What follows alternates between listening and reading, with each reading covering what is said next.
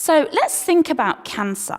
Now, I often think about that cancer progression a bit like a volcano that's slowly bubbling away inside. And you think about a volcano, before it erupts, there is so much movement inside of that volcano. So there could be some cell oxidation damage that could be caused by the carcinogens that you're coming into contact with. They will cause oxidative damage within the body. DNA repair enzyme malfunction. So now the DNA is not replicating effectively. Now, your DNA needs the right amount of nutrients in order for it to repair, in order for it to function. Are you taking on board the right amounts of protein, for example? The amount of clients that are coming to me with so much protein deficiency, it's untrue. The genes start to mutate because they're now in an environment. They're in an environment where those genes don't replicate effectively. The cells aren't replicating. So now there's a change in the cell structure. Those normal cells aren't dying at the regulated path, at the regulated rate, and we've now got unregulated cell growth. Cell mitosis, production of oncoproteins. So we're now producing our own cancer messages within the body. We're now producing messages that are telling other cells to start to mutate in an unregulated pathway. And I've lost my volcano. It went off and I wasn't even part of it. Low levels of water-soluble antioxidants, low levels of fat-soluble antioxidants, low natural killer cell function. So this is all happening underneath the volcano. And then one day, the volcano goes bang, and you find the lump. Or you start to get really ill, and you have the blood test done, and the bloods show that there's some sort of abnormality going on in the body. So do we wait for the lump? Do we wait for the abnormal blood results? Or do we act on it now? Do we dampen that response within the volcano? So, World Cancer Research Fund has shown that high fruit and vegetable intake may reduce cancer incidence by 40 to 64%. Well, if the World Cancer Research Fund are saying it, then it's got to be right, isn't it? And that's just talking about fruit and vegetables. That's not talking about changing the water. It's not talking about changing the quality of the proteins. It's not talking about increasing the essential fatty acids or taking out the insulin-like growth factor in the dairy. That is just simply talking about fruits and vegetables. US National Research Council, high fruit and vegetable intake may reduce US cancer rates and mortality by a third. If I was to get cancer, which I don't think that I'm never, I don't think that I'm absolutely invincible from getting, but if I was to get cancer, I would want the best possible outcome. I would want to fight that disease. And I know that my diet would be part of that fight. I wouldn't want to solely rely on the chemotherapy, the radiotherapy, the surgery that the doctors have got to offer. In the November 2010 issue of Nutrition and Cancer, a study indicated that women who consumed a greater amount of vegetables and seafood were 86% less likely to be diagnosed with breast cancer. Avoidance of junk food and other toxins is also of great importance. So why isn't this common knowledge? Why are so many people being diagnosed with cancer? And why, when so many people walk into my office, I think at this moment, I've got about 180 cancer clients on my caseload. Now, obviously, I do have quite a turnover, especially when those cancer clients come to me end stage, because I'm not God and I can't win every battle. I don't proclaim to be God. But why do none of these people know that sugar feeds cancer? Or that insulin-like growth factor can upregulate cell growth? Because never once has a doctor said that to them. Now, I have some clients that are already doing their own research. Great. But that takes time, and that takes energy. And when you're trying to fight cancer, you might not have either. So we need to spread the word, and we need to get this as part of the medical understanding. It's a big part of the reason why I did some of my retraining. So I'm C&M trained through and through. I'm very proud of it. And if anybody says to me, what do you do for a living? Then I will describe myself as a nutritional therapist, because that's my first career. However, I'm also a certified functional medicine practitioner, and I'm also a fellow in integrative cancer. And when I'm working in the medical model, that's what I refer to myself as. Much to my daughter's disgust, who doesn't think her mum should be a fellow, because that's a man's title. Because I want people to have a respect for my knowledge. And believe me, as a nutritional therapist, I know we have a good knowledge. But sadly, there are also some very poor nutritional therapists out there, and there's some people who don't believe in nutritional therapy. So I meet that medical doctor or that oncologist and introduce myself as a certified functional medicine practitioner, which I am, or a fellow in integrative cancer, which I am. And I hope that one day, all of this work we're doing will allow our intervention to be part of the mainstream offering. I'm not saying you get diagnosed with cancer and that's all that's offered. What I'm saying is you get diagnosed with cancer and a doctor says, do you want to think about nutritional therapy for yourself, for your child, for your loved one? Because so many of my parents say, why didn't the doctor tell me this? I could have been doing this for 10 years. I could have been doing this 3 years ago. I could have been doing this for the last 6 months. And they feel as though they've lost time. So the newest research, through good nutrition, we can also improve survival rates of people with some cancers by calming down the genes responsible for cell growth. Calming down the volcano before it erupts.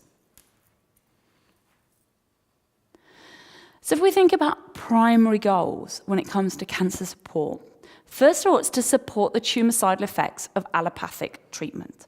And we're going to go into looking at the allopathic treatment in a bit more detail in just a minute. Reduce side effects of those treatments. Like I said, this is why I turned to naturopathy, because the side effects were killing my daughter. She was a baby. Her body could not cope with the effects of this drug. And supporting overall wellness. And then our secondary goals are to support immunity, reduce tumor-promoting factors, inhibit metastases and tumor progression. Because this is a massive, once cancer cells have metastasized, that means that they've started to progress throughout the body. And promote appropriate apoptosis, cell death. We want those cancer cells to die because we don't want them to be functioning in our body any longer. We definitely don't want them to have their own blood supply. We're going to go into the dietary side of it in just a minute. So I'm going to skip past these 2 slides and we'll come into that when we're talking about it in just a little bit. Okay. So if we're thinking about cancer support and we're thinking about where do we begin? Because this is a massive area. And at this point you're sitting there going, but I wouldn't know where to start. So let's think about where our primary goals are. This is us as nutritional therapists. Well, it's to support the tumoricidal effects of allopathic treatment and reduce the side effects of those treatments. And like I said to you, this is where I started with cancer because this is what was almost killing my daughter, was the side effects of the disease. So let's first of all think about what treatments, oh, that didn't look good, what treatments are usually offered by the medical world. So the first one is surgery. The second one is chemotherapy. The third one is radiotherapy. And now also, especially with like breast cancers, we've got hormone therapy and some newer immunotherapy. But during all this time, eat what you want, especially sugar, and especially cream or ice cream, because you need the calories that you need. So our goal is support overall wellness. Well, are you going to get your nutrients from sugar? I know that when a child is first diagnosed with cancer, their parents get given a booklet, and on the front page of that booklet is pictures of cakes with thick icing on and sweets. Some children, most children, when they have radiotherapy treatment, they have to have a general anesthetic to have it done, so that they're laying perfectly still. Now, radiotherapy treatment usually happens Monday to Friday on a daily basis for a set number of weeks, whether that be 3 weeks, 2 weeks, 4 weeks, 6 weeks in some cancers. So those children every day have a general anesthetic. So already in my head, I'm thinking about their poor liver to try and metabolize all of those drugs. But in Birmingham Children's Hospital, my local cancer specialist, when a child comes straight back from surgery, having had their radiotherapy, which is non-invasive, they just lie still. Well, non-invasive as in, they're not doing anything invasive to, there's no cutting open or anything like that. They give them a general anesthetic so that they lay still, they have the radiotherapy, they wake them up, they put them back on the ward. And they present them with a Kit Kat, a packet of crisps and a carton of Ribena on a tray. And that's the tray that they could get every day for 4 weeks to wake them up. Where's the nutrient value of any of that food? There really is none. Then our secondary goals are to support immunity. What does chemotherapy do? It shuts the immune system down. Now, don't get me wrong, I'm not saying that we need to waken the immune system back up because we don't want that polar extremes going on while somebody's on chemotherapy. But long-term, post-chemotherapy, we definitely need to be thinking about improving that immunity. And there's ways to do it even when they're on chemotherapy, and we'll talk about that. Reducing tumor-promoting factors, so reducing the things that can encourage the growth. So we've talked about a lot of those, the diet, the lifestyle. Inhibiting metastases and tumor progression. When a cancer has metastasized, it means it's migrated around the body. Now, you might be thinking that, if a client is diagnosed with a cancer, what's the first thing that, as a friend, loved one, that you might want to know the answer to? So, I think I've got a breast cancer, I'm going to have it confirmed. What stage is it? Do you think it's important to know what stage the cancer's at? As a nutritional therapist. I'm not talking as a doctor, I'm talking as a nutritional therapist. My opinion on that is no. Because in my opinion, cancer is cancer is cancer is cancer. And if you hold back on your best intervention until they're at stage 4, then maybe there isn't enough time. Even precancerous cervical cells, in my opinion, are still cancerous cells. They just aren't quite at the mutation required to make a diagnosis of cervical cancer. So surely at that stage, you should be looking at cancer prevention rather than waiting for it to get to stage 1. Or at stage 1, you could just sit there and go, it's only at stage 1, we don't need to do anything. But that's not true, is it? Because we want to get in there as quick as possible. We also want to promote appropriate apoptosis, that's cell death, killing off those cancer cells. So let's take a look from a dietary point of view about things that we're coming into contact with that could be upregulating that cell promotion. So first of all, aflatoxins. What's the one thing you tell everybody in clinic about peanuts? Don't eat peanuts because they spore aflatoxins. It's absolutely true. Aflatoxins are also found in moldy food. There are some of us that have a genetic inability to produce to detoxify aflatoxins. So again, it comes down to that genetic predisposition. Might be a reason why you want to get heavily involved into genetics, because I know I love it. Heterocyclic amines, meat cooked at very high temperatures. Again, there's certain genetic predispositions, SNPs. Anybody heard of a SNP? Single nucleotide polymorphism. That puts us at a increased risk of disease associated with an inability to detoxify. So, in phase 1, think about phase 1 liver detoxification, or think about liver detoxification. So we've got our phase 1. Actually, I'm going to just add in a slide there. We've got our phase 1, and what our phase 1 does is it makes that metabolite more reactive. So now we've got a more reactive metabolite. And then phase 2 clears those through the different pathways within phase 2 liver detoxification. That's really simplistic. So like I said, I'm not going into, like with estrogen, it's just an overview. But now what we want to do is think about phase 1. There are many different pathways within phase 1 involved in breaking down different metabolites, carcinogens, etc., etc. So you may have heard of some of these. So for example, CYP1A1 is involved in breaking down some estrogens. It's also involved in breaking down charred grilled meats.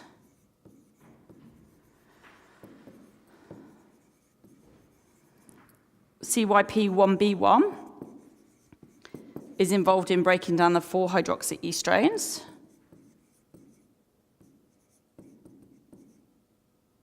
Can't spell, just got a spelling issue going on here. And they go on and on and on. There's many, so like CYP3A4 is involved in the breaking down of many pharmaceutical drugs. If you've got a genetic SNP, I'm nearly as good at spelling as I am at drawing, guys. If you've got a genetic SNP, and that means that you've got an inability to detoxify, and then you put down a pharmaceutical drug down that pathway that you can't detoxify, Is that not going to have a negative effect on your health? Do you not want to know what your genetic SNPs are looking like? I'll tell you a story about this polymorphism, 1A1. When me and my husband first met 15 years ago, he used to eat white bread and butter and tomato ketchup with everything. He's come a long way in 15 years. He's gluten-free completely. He gets quite jittery if his supplements aren't available to him in the morning. Not quite sure what he takes, but he knows that they make him feel better. But barbecued food was the real place that we disagreed with. He's always had a lot of respect for what I do for our daughter. Doesn't always get it, but he knows that it's very beneficial. But he often would say to me, oh, the occasional barbecue won't hurt, so we'll buy organic chicken and barbecue that. But I could never get him to understand until I did her genomics. And I could show him in black and white that she's a 1A1 polymorphism. And if she's to eat char-grilled food, she's at a higher increase of cancer. The barbecue went, and it's never been replaced. I was like, gosh, I could have spent that money on a barbecue, on a genomics years ago and saved all of that stress. In my opinion, each and every one of us should look into our genomics to do a genetic detoxification, to be able to see what you can and cannot detoxify. So we've got all of our 8 pathways in phase 1. We've got all of our different pathways in phase 2. Oh, I made the put disappear then. So I'm now thinking about that client that walked in with a BRCA1 polymorphism, BRCA1 gene defect. So she goes to the doctor and she gets referred to a geneticist. Or you go to the doctor, let's say you go to the doctor and you say, mum's had breast cancer, my aunt's had breast cancer, my grandma's had breast cancer, I'm really worried about having breast cancer. So they might refer you to a geneticist and you could have your BRCA1 gene tested. You have to pay for that even on the NHS, and it's about £1,000. So not a small sum of money. You want to come and see me. So I'll tell you what I would do. I would also do testing because I want to know what risk factors you're carrying for that gene to manifest as a breast cancer. So the first thing I would do is I would send you away for a CDSA 2.0 plus parasitology, a stool test. I want to know what you've got growing in your guts. What bacteria, what fungi, what parasites, which are suppressing your immune system from being able to do what it needs to do. That's the first thing I want to do. I also want to have a look at what your level of beta-glucuronidase is. It's a term you should all be familiar with. But I'll explain it to you how I explain it to a client. In order for an estrogen to leave the body, it needs to bind to a glucuronic acid molecule. So, as I say to my client, in order for an estrogen to leave the body, it needs to be taxed out. Now, if we get raised beta-glucuronidase, which usually occurs due to bacterial infections within the gut, what happens is the glucuronic acid molecule is sheared off, and the estrogen no longer has a taxi. So what does that estrogen do? It recirculates and recirculates and recirculates. So then you're ending up with a condition of raised estrogen within the body. So do you want to know what level of beta-glucuronidase is? Because it might come along and shear off your glucuronic acid molecules. That's an absolute must, I think about. The next thing I want to look at is, what are your levels of 2, 4, and 16 estrogens? And can you methylate? Because if you can't, you need methyl factors. And you need methyl factors for the rest of your life. And then I want to look at your genetics. I want to know if you've got a 1A1 SNP, a 1B1 SNP. I want to know if you are a COMT polymorphism. COMT stands for catechol O-methyltransferase. It's a pathway involved in breaking down our stress hormones. Okay? Hormones play together, remember, guys. So if we're really stressed and we can't clear those hormones through our body, that can have an impact on our sex hormones. It can also have an impact on our immune system. I want to have a look at if you have a GSTM1 gene. GSTM1 is one of the glutathione SNPs involved in the conversion of the precursors to the active detoxification agent, a major antioxidant. I also want to have a look at what your SOD2 is doing. SOD2 is a genetic SNP linked to the mitochondria. Remember, those mitochondria are the battery cells within every cell within the body. Your mitochondria working like you've got Tesco Value batteries, or are they working like you've got Duracell Bunny batteries? I know I want to run like a bunny and not be like a snail. So if I run these 3 tests here, they're looking at about £1,000. So if I knew I had a BRCA1 gene, or you came into my clinic and I told you you'd got a BRCA1 gene, it's like presenting you with a ticking time bomb. I've given you the bomb, but I don't know when it's going to go off. You don't know when it's going to go off. What's that going to do for your stress levels? What's that going to do for your emotional well-being? Can you do anything about it? No. So in my opinion, knowing this is not beneficial to my intervention plan. I will go with your family history. If you've got a mum, an aunt, a sister, whatever it is, who's got breast cancer or ovarian cancer or prostate cancer, I'm thinking that there is an estrogen dominant issue going on through the family. I'm thinking that there is a likelihood of having this gene. But in my opinion, that ticking time bomb is not going to be beneficial where you're concerned. But whereas knowing about what the health of your gut, the seed of all health, is vital. Knowing about what your estrogen levels are. Do you have really high levels of 4 or 16 alpha, or are you a poor methylator?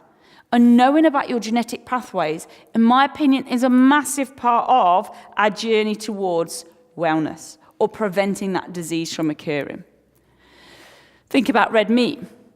The quality of red meat nowadays is so poor. Those meats are heavily fed on corn, thanks to the American population, where there is an abundant amount of corn, that they've shared it all around the world.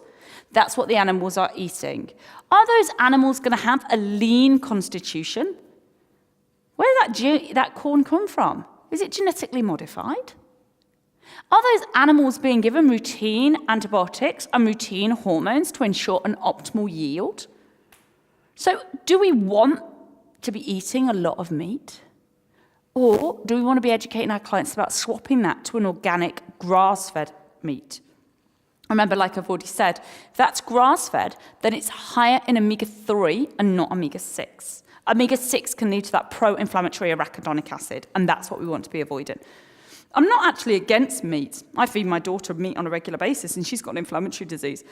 But I do not compromise on the quality of that meat. And I know it's more expensive, but there's other things that I don't buy. I don't spend money on lots of takeaways or fast food. I put it into providing my family with good quality food. A solution that you can say to your clients, if money is an option, is to have some vegetarian days each week. If you have a couple of days each week where you're eating based around beans, based around lentils, you don't need to, they're cheap meals. And therefore, you can balance that out over the course of the day. And then, of course, there's the way that you're cooking those meats. Like I said, on barbecues or at high temperature, blackening the edges. That's carcinogenic, especially if you've got those genetic polymorphisms. Who's thinking now that they want to go away and test their genetic polymorphisms and know what you've really got going on? I think that's money really well spent. And I think I'd love to get to the point where everybody has their polymorphisms tested at a very young age. It's a non-invasive test. It's just a cotton wool swab of the inside of the cheek. So therefore, I'd like us all to have that knowledge and know what we've got. And then if we do have a polymorphism around pharmaceutical medication, which is why you can have an anesthetic and you wake up and you're happy and no problem, and I have the same amount of anesthesia and I'm sick as a dog. It's why I can smoke 20 a day and not get lung cancer, but yet you get lung cancer from being a passive smoker.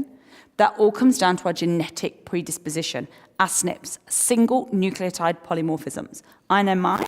Do you know yours? Then we've got to be thinking about saturated fats, trans fats. These are new in the food chain. These are about keeping food stable at for long periods of time. I did an exercise, probably going back about 12 months now. It would be almost 12 months, probably 12 months and 2 weeks. And I'm on the PTA of my daughter's school, and they were having an event. at the end of term. And my job was to go and buy all of the children cupcakes to have at this event. So I was sent to Tesco's because it's all about money, they hadn't got much money to spend. Probably all know what I'm talking about. It's little cupcakes that have got a little blob of coloured icing on the top, perfect size, about the size of 2p a piece. Perfect on every one. So that's what they wanted. Now, luckily, one of my daughter's autoimmune diseases is celiac disease. So I knew my daughter wasn't going to partake in this said cupcake. So I was in Tesco's one day, probably about 3 weeks before the event, and I thought, I'm just going to see what the shelf life of these look like so I know roughly when I need to come back to buy these cupcakes. So I needed quite a lot of them because every child was going to have one. And I couldn't believe it, that the shelf life on them was 3 weeks. If I bought them that day, they were still going to be okay for the event. So there's me thinking that my cakes that I make at home, like I said, if they even last a week, then they've got mold growing on them. So how can Tesco's or supermarket brands make a cake that's got a shelf life of 3 weeks? I'll leave you to think about that one, but definitely thinking about the fats that are in the food chain. And then there's the salt. Now, I'm not against salt, but the type of salt I like is either the pink Himalayan rock salt or sea salt, not the free-flowing table salt that's in every restaurant, that's used in all fast foods. They've got anti-caking agents in them that have the potential to be carcinogenic. We definitely don't want to be taking those on board. And then there's artificial sweeteners. Now, we're all so worried about our children rotting their teeth that we're allowing them to rot their brains instead. Artificial sweeteners have no detoxification capacity whatsoever out of the body. They build up in the body, particularly within the brain. They're associated with autism and ADHD. They're associated with seizures in non-epileptic individuals, brain tumors, early onset Alzheimer's and dementia. I don't know about you guys, but I want to take my brain with me all of the way, and I'm not prepared to rot it with something like this. But then there's the association between artificial sweeteners and cancers. So basically, everything that states it's sugar-free, that still tastes sweet, has got an artificial sweetener in it and should be avoided at all cost. Instead, encourage children to drink water or dilute fruit juice. Use something like Cherry Active, which is a great concentrated cherry juice, which is full of phytonutrients. The company also do a Blueberry Active now. That's got to be the best way forward. So we're thinking about how we can protect our body through diet. We're thinking about the foods that we need to be avoiding. So what we want to do is get those active food components that are going to support DNA replication, that's going to encourage apoptosis of cancer cells, that's going to ensure optimal cell cycling. So dietary protection, phytochemicals and other compounds like vitamin C found in plant foods play a pivotal role in cancer prevention by initially blocking the metabolic activation of pro-carcinogenic therapy, thereby inhibiting the formation of carcinogen from precursor substances. So thinking about those genes, and then you put into it the active components that could prevent the manifestation of those genes, protect the immune system, support every other system in the gut, increasing metabolic detox of carcinogens, and preventing carcinogens from interacting with DNA and RNA. So what are some of those protective agents? Well, we know about our vitamins and minerals. We know about our phytonutrients. And if you need any revision, go back to your lecture that you did back in year 1. Then there's those other compounds like indole-3-carbinol found in brassica vegetables that have cancer-fighting properties that help with the downregulation of those 16-alpha and 4-hydroxyestrone to the safer sister, the 2-hydroxyestrone. We've also got properties like our isoflavones that again are supportive, are protective. So we want to be avoiding the excess fat. We want to be avoiding excess poor quality proteins. Want to be avoiding excess calories and excess omega-6 essential fatty acids. So we're getting rid of those tumor promoters. And what we want to be doing is protecting our body, thinking about our low-fat, high-fiber diet, But don't be fat phobic. That doesn't mean we take away from the importance of our omega fats, our essential fats. By the name, they're essential to the human body. We want to make sure we've got adequate, good quality protein going in there, adequate calories, whole plant foods, the correct ratio of omega-6 to omega-3, ideally 2-to-1 or even 1-to-1. But do you know the average American diet is more like 20-to-1 or even as much as 40-to-1? That's 40 parts pro-inflammatory to 1 part anti-inflammatory. No wonder so many of us have inflammatory diseases or inflammatory responses. And making sure we've got optimal physical activity. We live in a nation where we drive everywhere. You think back to your childhood. Were you a 2-car family? I know that I was walked to school every day. We used to catch the bus and then walk to the supermarket and then carry things. Nowadays, people just drive their children up to the door at school. They get their shopping delivered to the home. I don't have time to go to the gym. I don't have time for exercise. How often do you hear that?